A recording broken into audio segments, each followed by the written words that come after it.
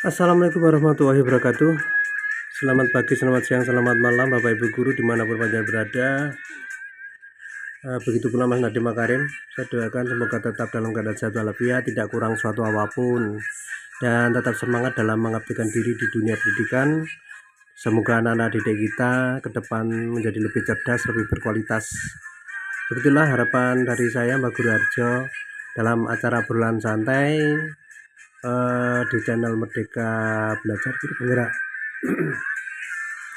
Baiklah, materinya bagian 10 ini tetap sama, lanjutan dari kemarin, yaitu menanggapi pidato Bapak Mendikbudristek bagian ke-10. Ini saya berharap Mas Nadiem Makarim nonton video ini karena ada sesuatu yang ingin saya sampaikan. Penting sekali.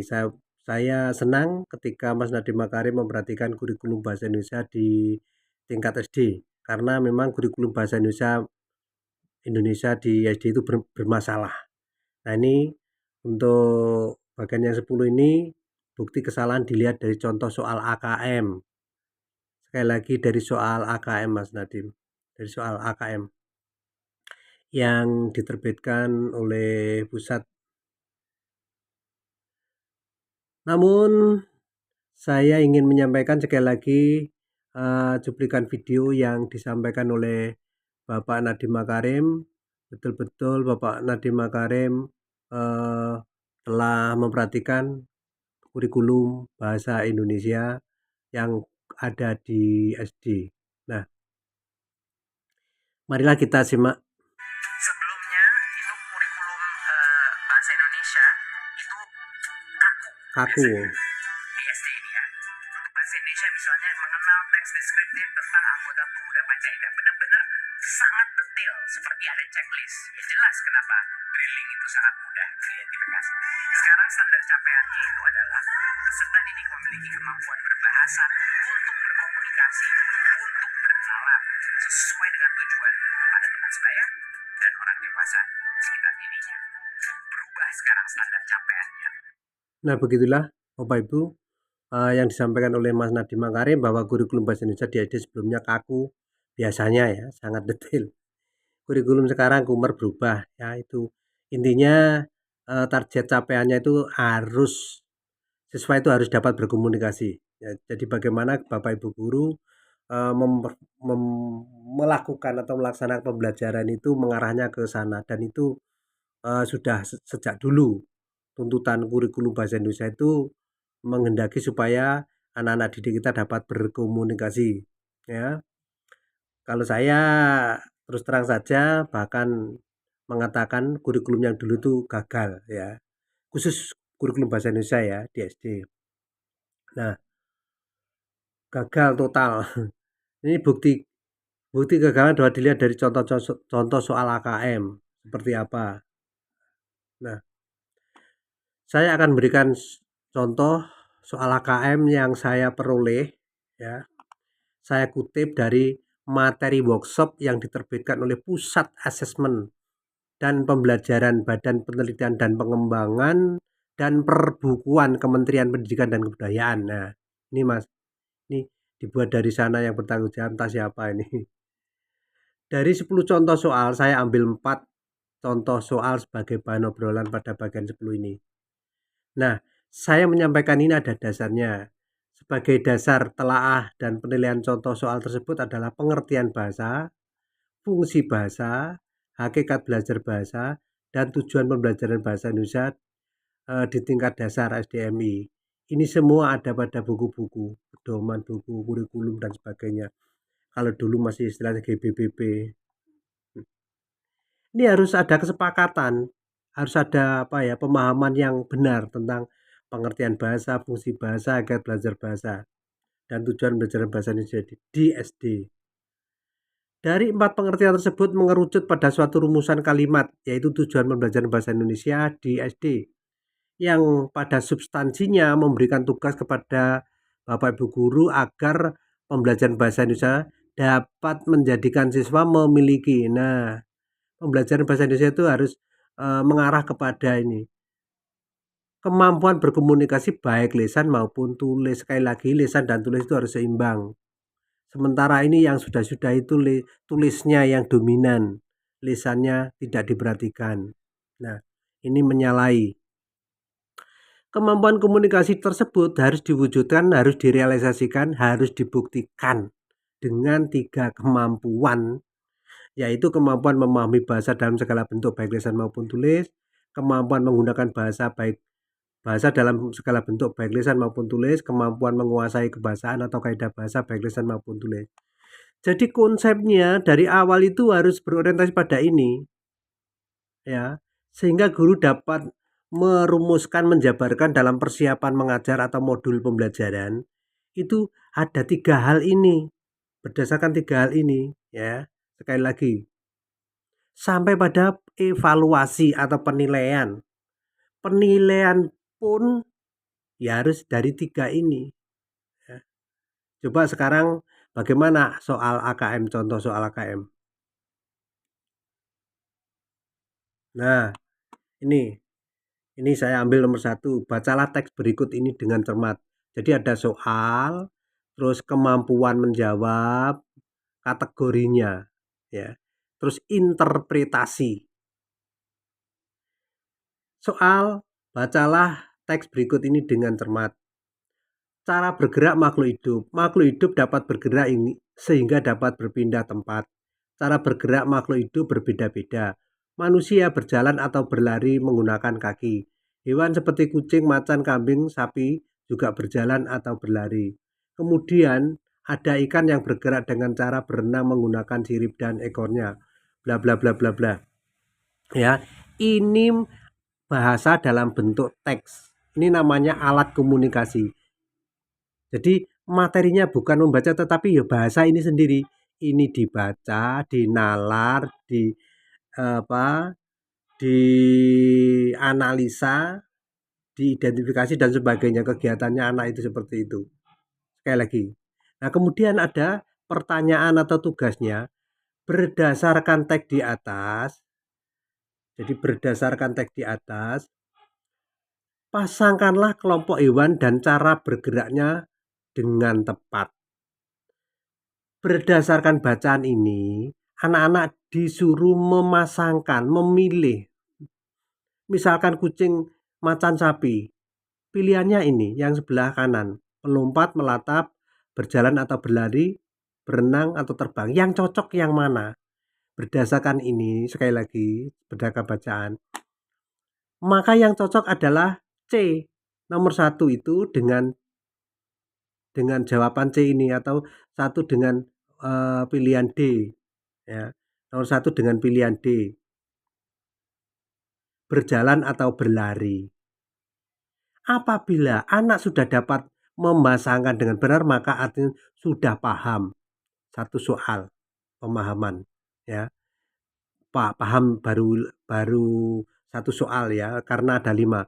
Kanguru, katak, kelinci, cara bergeraknya melompat, betul 2. Ikan cumi-cumi, kuda laut, berenang. Berbagai burung, terbang.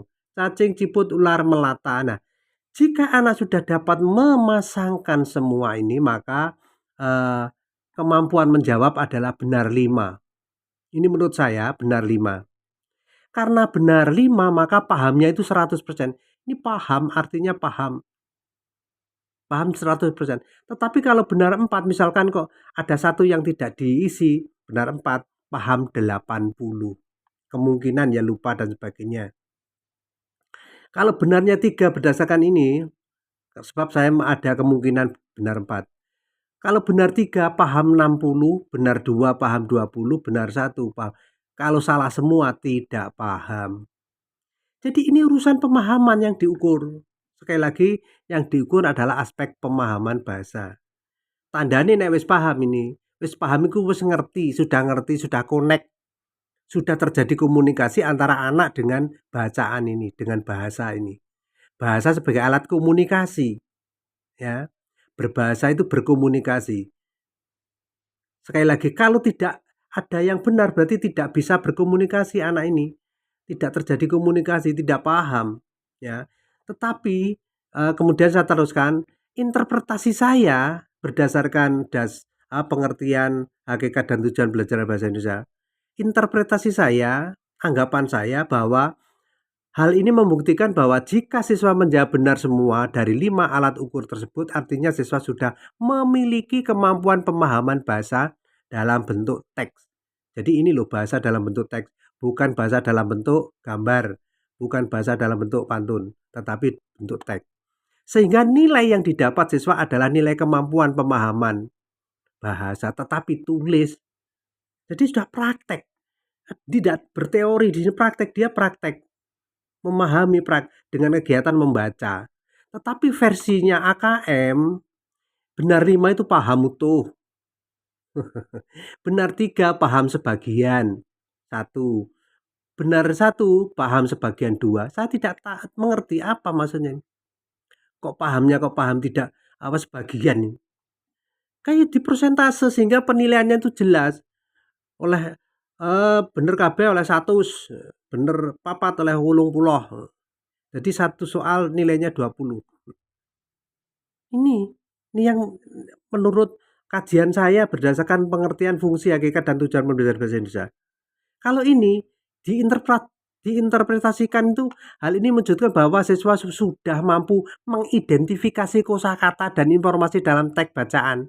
Ini yang saya maksud bereset melenceng. Jadi mengidentifikasi iya. Sekali lagi, anak membaca iya, mengidentifikasi iya. Ya. Tetap menganalisa iya, itu kegiatan, semua itu kegiatan. Tetapi endingnya setelah melakukan kegiatan itu paham tidak? Maka diukur, ditanya. Kalau anak paham, bisa memasangkan ini. Jadi ini hanya tanda-tanda saja, alat untuk mengukur sebagai alat saja. Sekali lagi, saya tidak bisa mengerti ini.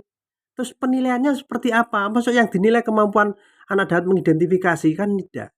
Nah, kalau ini jelas, anak yang dinilai kemampuan pemahaman bahasa. Jadi artinya anak sudah paham, sudah connect. Ini yang dituntut. Artinya sudah terjadi komunikasi. Jadi kemampuan berkomunikasi anak dalam aspek pemahaman ya. 1.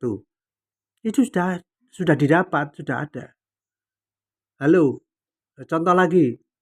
Ini Mas Nadim yang saya maksud. Nomor 2. Bacalah teks berikut ini dengan teliti. Sama. Ya. Setiap makhluk hidup mempunyai alat pernapasan yang berbeda tergantung dari jenis dan tempat, bla bla bla bla. Perintahnya bukan memasangkan. Perintahnya, isilah titik-titik di bawah ini dengan jawaban yang benar untuk mengisi, menjawab. Alat pernapasan makhluk hidup sangat beragam jenisnya. Ikan bernapas dengan titik-titik. Di sini ada semua. Ya. Pertanyaan di sini ini mengacu dari bacaan yang ada di sini. Ini bahasa dalam bentuk teks. Sekali lagi, inilah yang dimaksud alat komunikasi, ya materinya itu sendiri. Alat komunikasi. Kalau anak dapat menjawab kedua-duanya, berarti anak sudah paham 100%. Ya. Misalkan ikan bernapas dengan apa di sini ada? Bernapas dengan insang. Kalau lumba-lumba bernapas dengan paru-paru. Ini jelas, di sini ada. Di sini jawabannya ada. Kalau sudah dapat menjawab, artinya sudah connect, sudah nyambung, sudah paham, sudah terjadi komunikasi. Jadi kemampuan anak jelas di sini. Kemampuan anak berkomunikasi sudah ada. Kalau saya jawaban paham benar, paham 100, benar 2, 100, benar 1, 50. Tidak dapat menjawab, tidak paham. Ini jelas itu loh. Hal ini menunjukkan bahwa siswa telah memiliki kemampuan pemahaman bahasa atau memahami bahasa dalam bentuk teks. Tapi lesan ini. Dan nilainya nilai kemampuan pemahaman bahasa lesan. Tetapi kalau versi AKM, paham utuh, paham sebagian, tidak paham itu apa? Ya, sekali lagi supaya Mas Nadiem Makarim betul-betul memperhatikan ini. Hal ini menunjukkan bahwa siswa sudah mampu mencermati kosakata. Mencermati ya, masa kok dinilai mencermati itu? Dan informasi yang terdapat dalam teks bacaan di mana siswa mampu menjawab pertanyaan dengan benar sesuai dengan teks bacaan. Kalau dapat menjawab itu artinya mampu gitu loh. Bukan dapat mencermati. Mencermati ya iya. Mencermati masa kok diukur toh. Pak, gitu loh. Jadi ini kesalahan dari pusat. Kelihatannya belum paham, sekali lagi belum paham. Bisa panggil saya. Ya, ini soal ketiga. Kemampuan kategori interpretasi. Perhatikan teks bacaan berikut. Ini ya teks lagi, tetapi ya tanaman di rumahku sangat banyak, mereka sangat cantik sekali dan indah. Ini intinya ada kalimat terumpang. Anak-anak diminta untuk melengkapi. Nah, ini perintahnya. Pilihan kata yang tepat untuk melengkapi kalimat pada paragraf di atas adalah membawa, menyiramnya, merawatnya, menjemurnya. Sesuai dengan teks bacaan di atas, setiap pagi aku selalu ya menyiramnya yang benar. Jawabannya B benar. Artinya sudah dapat menggunakan bahasa. Sekali lagi, ini melengkapi kalimat rumpang. Itu masuk kategori penggunaan bahasa. Tidak membaca iya. Ya mengidentifikasi iya. Mencermati ya iya. Tetapi endingnya yang dimaksud bahasa itu adalah ini loh. Kalau dapat melengkapi berarti sudah bisa menggunakan bahasa. Umpama ini bisa diklik, klik di template sini berarti sudah menggunakan dengan cara mengeklik gitu. Jadi penggunaan bahasa bisa tulis, bisa lisan ya. Dengan cara memasangkan dan sebagainya juga bisa. Pemahaman pun memasangkan bisa. Nah, itulah perbedaannya antara pengertian. Maaf ada gangguan sebentar. Pengertian dapat berkomunikasi. Jadi dapat berkomunikasi itu ada 3 aspek, bukan kegiatan. Kalau membaca, menulis, berbicara, menyimak itu kegiatan. Jangan berorientasi di situ ya. Nah, versinya AKM interpretasinya siswa telah mampu mengidentifikasi isi paragraf. Mengidentifikasi ya. Yang jelas, yang betul ini benar. Jawaban B dapat menggunakan bahasa. Kalau A, B, A, C, D salah, anak menjawab selain B salah, artinya tidak bisa menggunakan bahasa. Ya. Bagi siswa yang dapat memilih dengan benar, berarti sudah memiliki kemampuan menggunakan bahasa dalam bentuk kata. Nilainya ya nilai penggunaan bahasa tapi tulis. Jadi itu. Lagi ini nomor 4. Nah, nomor 4 ini cermati dan perhatikan percakapan berikut. Cermati. Ya, perintahnya cermati. Jadi cermati ya dibaca, ya dinalar. Ya. Jadi akhirnya nanti perintahnya seperti apa. Ini ada dua media saji. Yang pertama gambar, yang kedua mohon maaf ada 2 media saji. Pertama gambar, kedua teks percakapan Ani dan Andi. Ini berbicara ya, ada teks. Ya. Setelah mencermati percakapan tersebut, kalimat saran yang tepat dengan isi teks percakapan di atas adalah diminta untuk mencermati kemudian kalimat saran seperti apa. Ini artinya membuat kalimat saran berdasarkan bahasa ini loh. Ini masuk kategori penggunaan bahasa ya. Masuk kategori penggunaan bahasa. Kalau versi AKM salah A, benar B, salah C, salah D. Yang benar jawaban adalah B. Menurutku lebih baik kamu memakai tas yang berwarna hitam. Jika sudah paham, sudah benar, sekali lagi berarti dapat menggunakan bahasa. Ya. Nah, interpretasinya kalau dapat menggunakan bahasa, kalau versi AKM, hal ini menunjukkan bahwa siswa telah mampu mengidentifikasi konsep kalimat.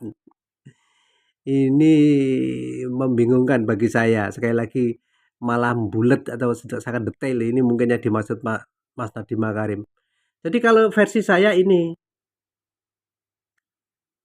Nah, jawabannya hanya B yang benar. Sudah dapat membuat kalimat saran. Kategorinya anak sudah dapat membuat kalimat saran.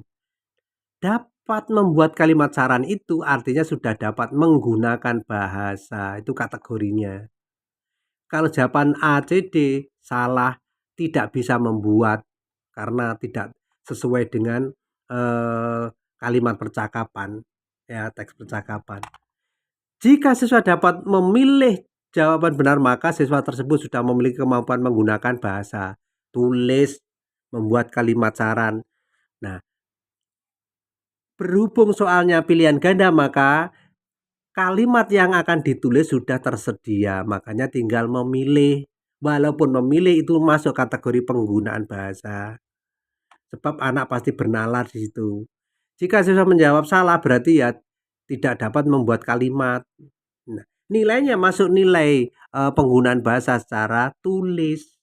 Nah, itu bedanya sekali lagi. Kalau versi AKM, saya bingung, malah saya tidak bisa mengomentari. Saya tidak bisa mengomentari. Apa paham kategorinya, paham bagian 1, paham bagian 2. Lah wong salah kok paham. Kalau jawab A kan salah.